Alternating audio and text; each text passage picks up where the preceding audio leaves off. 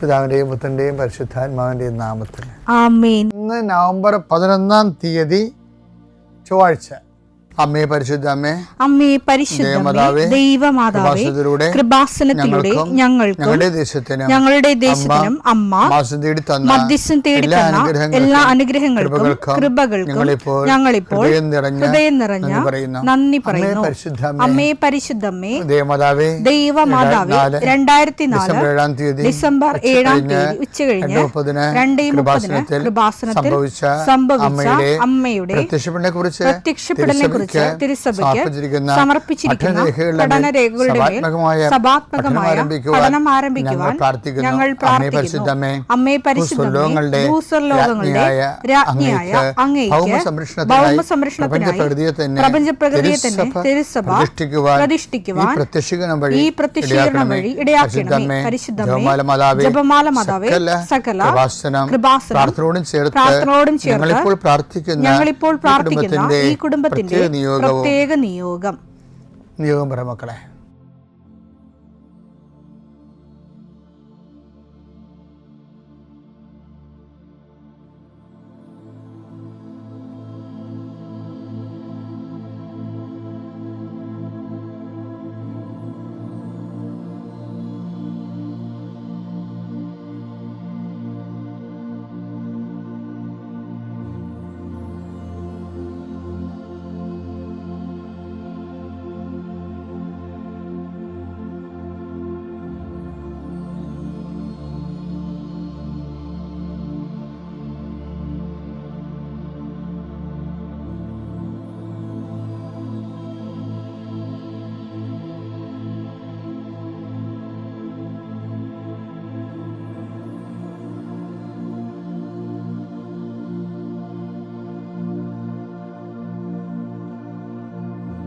അമ്മയുടെ പ്രത്യക്ഷീകരണത്തിന്റെ ഈ അനുഗ്രഹവേളയിൽ ഞങ്ങൾക്ക് സാധിച്ചു തരുവാൻ കനിയണമേ. ആമേൻ. വിശ്വാസ പ്രമാണം.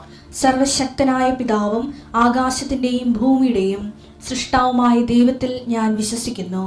അവിടുത്തെ ഏകപുത്രനും ഞങ്ങളുടെ കർത്താവുമായ ഈശോമിശിഹായിലും ഞാൻ വിശ്വസിക്കുന്നു. ഈ പുത്രൻ പരിശുദ്ധാത്മാവിനാൽ ഗർഭസ്ഥനായി കന്യകാമറിയത്തിൽ നിന്ന് പിറന്ന് പൊന്തിയോസ് പീലാത്തോസിന്റെ കാലത്ത് പീഡകൾ സഹിച്ച് കുരിശിൽ തറയ്ക്കപ്പെട്ട് മരിച്ച് അടക്കപ്പെട്ട് പാതാളങ്ങളിൽ ഇറങ്ങി മരിച്ചവരുടെ ഇടയിൽ നിന്ന് 3-ാം നാൾ ഉയർത്ത് സ്വർഗത്തിലേക്ക് എഴുന്നള്ളി സർവശക്തിയുള്ള പിതാവായ ദൈവത്തിന്റെ വലതുഭാഗത്തിരിക്കുന്നു. അവിടെ നിന്ന് ജീവിക്കുന്നവരെയും മരിച്ചവരെയും വിധിക്കുവാൻ വരുമെന്നും ഞാൻ വിശ്വസിക്കുന്നു. പരിശുദ്ധാത്മാവിലും ഞാൻ വിശ്വസിക്കുന്നു. വിശുദ്ധ കത്തോലിക്കാ സഭയിലും പുണ്യവാന്മാരുടെ ഐക്യത്തിലും പാപങ്ങളുടെ മോചനത്തിലും ശരീരത്തിന്റെ ഉയർപ്പിലും നിത്യമായ ജീവിതത്തിലും ഞാൻ വിശ്വസിക്കുന്നു. ആമേൻ. സുഖസ്ഥനായ ഞങ്ങളുടെ പിതാവേ, അങ്ങയുടെ നാമം പൂജിതമാകണമേ. അങ്ങയുടെ രാജ്യം വരണമേ. അങ്ങയുടെ തിരുമനസ് സ്വർഗത്തിലെ പോലെ ഭൂമിയിലും ആകണമേ. അന്നു വേണ്ടുന്ന ആഹാരം ഇന്ന് ഞങ്ങൾക്ക് തരണമേ. ഞങ്ങളോട് തെറ്റ് ചെയ്യുന്നവരോട് ഞങ്ങൾ ക്ഷമിക്കുന്നത് പോലെ ഞങ്ങളുടെ തെറ്റുകൾ ഞങ്ങളോടും ക്ഷമിക്കണമേ. ഞങ്ങളെ പ്രലോഭനത്തിൽ ഉൾപ്പെടുത്തരുതേ, തിന്മയിൽ ഞങ്ങൾ രക്ഷിക്കണമേ. ആമേൻ. നന്മ നിറഞ്ഞ മറിയമേ, സ്വസ്തി. കർത്താവ് അങ്ങയുടെ കൂടെ സ്ത്രീകളിൽ അങ്ങ് അനുഗ്രഹിക്കപ്പെട്ടവളാകുന്നു. അങ്ങയുടെ ഉദരത്തിൻ ഫലമായി ഈശോ അനുഗ്രഹിക്കപ്പെട്ടവനാകുന്നു. പരിശുദ്ധ മറിയമേ, തമ്പുരാന്റെ അമ്മേ, പാപികളായ ഞങ്ങൾക്ക് വേണ്ടി ഇപ്പോഴും ഞങ്ങളുടെ മരണസമയത്തും തമ്പുരാനോട് അപേക്ഷിക്കണമേ. ആമേൻ. കർത്താവേ, നിന്റെ ഉന്നതമായ നാമത്തിന് സ്തോത്രം ചെയ്യുന്നു. കർത്താവേ, നിന്റെ വിശുദ്ധ പൗരോഹിത്യത്തെ മഹത്വപ്പെടുത്തണമേ. കർത്താവെ, സഭയിലുള്ള സാന്നിധ്യം പ്രകടമാക്കണമേ. 39 വർഷം ഞാൻ അർപ്പിച്ച കൃപാന്റെ യുഗതിയാൽ കൃപാസ്ഥാനത്താറെ ജീവനോടെ പ്രത്യക്ഷപ്പെട്ട പരിശുദ്ധ അമ്മയുടെ മാധ്യസ്ഥത്താൽ പിതാവിൻ്റെയും പുത്രൻ്റെയും പരിശുദ്ധാത്മാവിൻ്റെ നാമത്തിൽ ഞാൻ നിങ്ങളെ ആശീർവദിക്കുന്നു. ഇന്നത്തെ ദിവസം സമർപ്പിച്ച് പ്രാർത്ഥിക്കുക. കണ്ടുമുട്ടാൻ പോകുന്ന വ്യക്തികളെ മനസ്സിൽ കാണുക. ചെയ്യാൻ പോകുന്ന കാര്യങ്ങളെ മനസ്സിൽ കാണുക. ആരുടെയെങ്കിലും തരത്തിലുള്ള നീരസമോ സങ്കടമോ അല്ലെങ്കിൽ ആരെങ്കിലും ഒരു ഭയമോ എന്തെങ്കിലും വിഷയങ്ങളുണ്ടെങ്കിൽ ആ മേഖലകളിലെല്ലാം പരിശുദ്ധമ്മ തൻ്റെ നീല മേലങ്കിയാൽ അങ്ങയുടെ മക്കളെ പൊതിഞ്ഞ് പിടിക്കട്ടെ എന്ന് പ്രാർത്ഥിക്കുന്ന ഇന്നത്തെ എല്ലാ ഉത്തരവാദിത്തങ്ങളും നിറവേറ്റിക്കൊണ്ട് നിങ്ങൾ രാത്രി തിരിച്ചു വരുമ്പോഴേ സമാധാനം നിങ്ങളുടെ ഹൃദയത്തിൽ ഉണ്ടാകാൻ ഇടയാക്കട്ടെ എന്ന് പ്രാർത്ഥിക്കുന്നു. നിത്യം പിതാവും പുത്രനും പരിശുദ്ധാത്മാശ്രയിക്കുവാമേ. ഇന്നലെ നമ്മൾ റിവിഷൻ ഓഫ് ഫെയ്ത്താണ് കണ്ടത്. ബ്ലാക്ക് ഔട്ട് കാലങ്ങളിൽ, വിശ്വാസത്തിന് ഇരുണ്ട രാത്രികളിൽ വിശ്വാസത്തെ റിപ്പയർ ചെയ്യാൻ വേണ്ടി ചെയ്യുന്ന ഒരു ടെക്നിക്കാണത്. എന്താണ്? Recall the past. അതാണ് നമ്മൾ ഇന്നലെ കണ്ടത്. ഇന്ന് നമ്മൾ കാണാൻ പോണത്, അതിനെ നമ്മൾ വിളിച്ചത് റിവിഷൻ ഓഫ് ഫെയ്ത്ത് എന്നാണ്. അതായത് പഴയ കാലങ്ങളിലുള്ള പാഠങ്ങളെ അനുസ്മരിക്കുക, അതാണ് റിവിഷൻ. ഇന്ന് നമ്മൾ കാണാൻ പോകുന്നത് റീവാലുവേഷൻ ഓഫ് ഫെയ്ത്താണ്. റിവാലുവേഷനാണ് ശരിക്കും പറഞ്ഞാൽ പുനർനിർണയം. അപ്പോൾ ഈ റീവാലുവേഷൻ ഓഫ് ഫെയ്ത്തിൽ വരണത്, ഇപ്പോൾ വാലുവേഷൻ എന്താണെന്ന് നമുക്കറിയാമല്ലോ. നമ്മൾ പരീക്ഷയിൽ തോറ്റിട്ടുണ്ടെങ്കിൽ, അല്ലെങ്കിൽ ബ്രിമ്മ് ഇപ്പോൾ കട്ട് ഓഫ് മാർക്ക് 60 വിചാരിച്ചോ, അപ്പോൾ ജയിക്കാനുള്ള മാർക്ക് 50 വിചാരിച്ചോ, അല്ലെങ്കിൽ കട്ട് ഓഫ് 50, ജയിക്കാനുള്ള മാർക്ക് 50 വിചാരിച്ചോ. അപ്പോൾ നമുക്ക് 49, 48 കിട്ടിയിട്ടുണ്ട്. അപ്പോൾ നമ്മളെന്ത് ചെയ്യും? ആൾക്കാരെ നേരിട്ട് ചോദിക്കും, അച്ഛാ റീവാലുവേഷനെ കൊടുക്കേണ്ടതെന്ന് ചോദിക്കും. കാര്യം ബ്രിമ്മിലാണ് നിൽക്കണത്. ചിലപ്പോൾ കൊടുത്താൽ 2 മാർക്ക് 5 മാർക്ക് കിട്ടാൻ സാധ്യതയുണ്ട്. ഇപ്പോൾ വീണ്ടും പരീക്ഷ എഴുതണ്ടല്ലോ. അപ്പം അതുകൊണ്ട് റീവാലുവേഷൻ കൊടുക്കേണ്ടത്. ഇതുപോലെ ഒരു പ്രതിഭാസം വിശ്വാസ ജീവിതത്തിലുണ്ട്. വിശ്വാസത്തിൻ്റെ പുനർമൂല്യനിർണ്ണയം. അതായത് റീവാലുവേഷൻ വരുന്ന വിഷയം എന്ന് വെച്ച് കഴിഞ്ഞാൽ, നമ്മൾ എഴുതിപ്പോയ പരീക്ഷയ്ക്ക് മാർക്ക് കുറഞ്ഞു പോയിട്ടുണ്ടെങ്കിൽ അത് കൂട്ടുകയാണല്ല റീവാലുവേഷൻ്റെ ഉദ്ദേശം. ഇത് നമുക്ക് ചെയ്യാൻ പറ്റുന്നൊരു സമയം എന്ന് പറയുന്നത്, ഇപ്പം നമ്മൾ കഴിഞ്ഞ കാലങ്ങളിൽ നമ്മൾ ജീവിച്ചു വരുമ്പോൾ, ഇപ്പം നമുക്ക് ദൈവമായിട്ടുള്ള ഇടപെടലേ ഉണ്ടാകുന്നൊരു നേട്ടം എന്താണെന്നറിയാമോ? ഈ പാസ്റ്റ്, പ്രസൻറ്റ്, ഫ്യൂച്ചർ എന്നൊക്കെ പറഞ്ഞാൽ നമ്മൾക്ക് മാത്രമേ ആപ്ലിക്കബിൾ ഉള്ളൂ. മനസ്സിലായില്ലേ? പാസ്റ്റ്, പ്രസൻറ്റ്, ഫ്യൂച്ചർ എന്നൊക്കെ പറഞ്ഞാൽ നമുക്ക് മാത്രമേ ആപ്ലിക്കബിൾ ഉള്ളൂ. ദൈവത്തിന് അത് ആപ്ലിക്കബിൾ അല്ല. അതാണ് ഇതിൻ്റെ അകത്ത് വരുന്നൊരു മെച്ചം. വിദേശത്തൊക്കെ പോയി നമ്മൾ ജോലി ചെയ്യുമ്പോൾ നമുക്കൊരു മണിക്കൂറിന് ചിലപ്പോഴും $10 വല്ലതൊക്കെ ആണെന്നുണ്ടെങ്കിൽ ആ ഡോളർ ഇവിടെ വരുമ്പോൾ 10,000 രൂപയായിട്ട് മാറും ഒരു മണിക്കൂറിന്. അത് മനസ്സിലായത്? അപ്പോൾ അത് അനുസരിച്ച് വ്യത്യാസം വരുന്ന പോലെ തന്നെയാണ് ഈ ദൈവമായിട്ടുള്ള മൂല്യനിർണ്ണയത്തിൽ വരണത്. പാസ്റ്റ് എന്ന സംഭവം ദൈവത്തിനില്ല. അതുകൊണ്ട് തന്നെ ദൈവത്തിന് ഫ്യൂച്ചറും ഇല്ല. എവർ പ്രസൻറ്റാണ് ഉള്ളത്.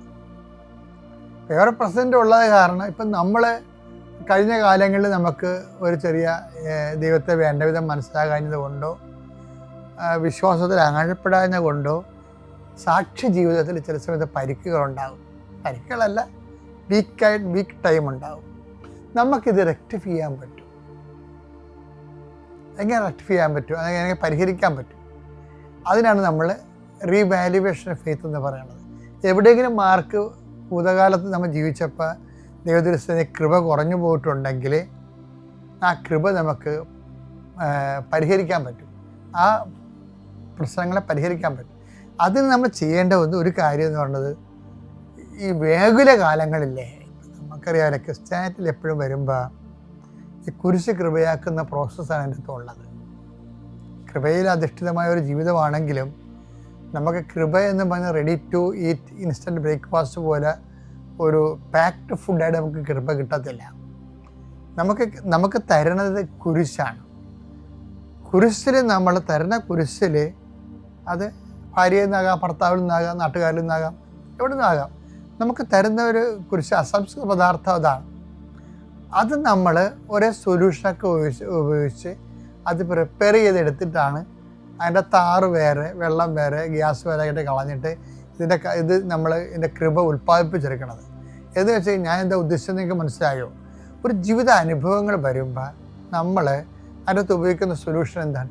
Faith, hope, charity and submission, dedication. Theological virtues എന്ന് പറയുമ്പോൾ ഈ 3 വെർച്യൂസിനെ കുറിച്ചാണ് ക്ലാസിക്കലായിട്ട് പഠിക്കണമെങ്കിലും ഏറ്റവും ക്യൂൻ ഓഫ് വെർച്യൂ എന്ന് പറയുന്നത്, ഇപ്പോൾ ക്യൂൻ ഓഫ് പ്രൂഡൻസ്,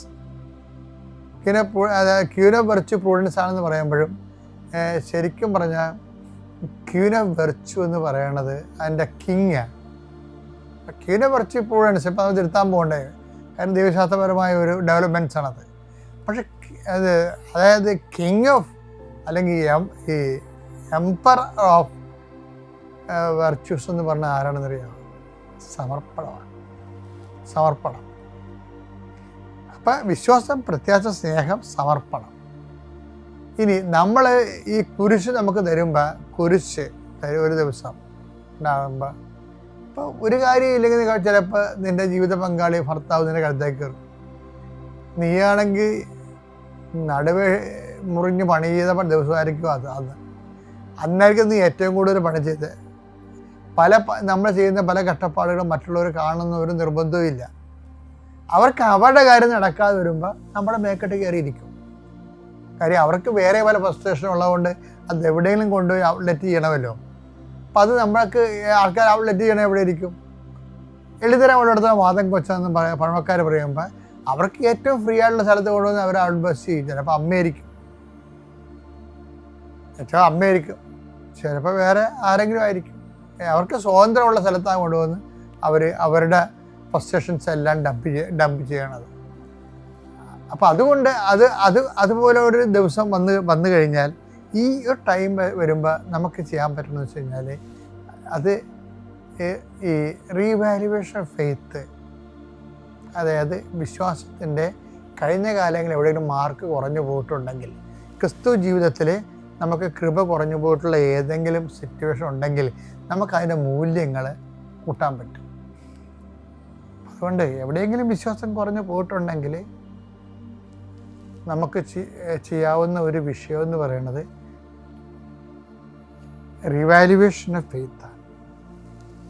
എന്ന് വെച്ചാൽ പീഡിതകാലത്തെ മേഖലകാലങ്ങളിൽ ഓവർ സ്മാർട്ടായിട്ട്, സ്മാർട്ട്നെസ്സിനേക്കാൾ പവർഫുള്ളായിട്ട് ആ ജോലി ഭംഗിയായിട്ട് ചെയ്യുക, അത് വിശ്വാസത്തിൻ്റെ ഏറ്റവും വലിയ സമർപ്പണമാണ്. ഈ മൂല്യം ഇപ്പം നീ വേഗലകാലത്ത് കൈവരിച്ച സുവിശേഷ മൂല്യമില്ലേ, ഈ മൂല്യം സർപ്ലസ് മൂല്യമാണ്. ഈ സർപ്ലസ് മൂല്യം സഹായിക്കണം എവിടെയാണെന്ന് അറിയാവുക? കഴിഞ്ഞ കാലങ്ങളിൽ നിൻ്റെ ഭൂതകാലത്ത് എവിടെയെങ്കിലും കൃപയുടെ മൂല്യം കുറഞ്ഞു പോയിട്ടുണ്ടെങ്കിൽ ഈ സർപ്ലസ് മൂല്യം കൊണ്ട് ടാലിയാക്കാൻ പറ്റുമെന്നാണ് ഞാൻ പറഞ്ഞത്. നിങ്ങൾ മനസ്സിലാക്കേണ്ടത്. ഓക്കെ അല്ലേ? Thank U.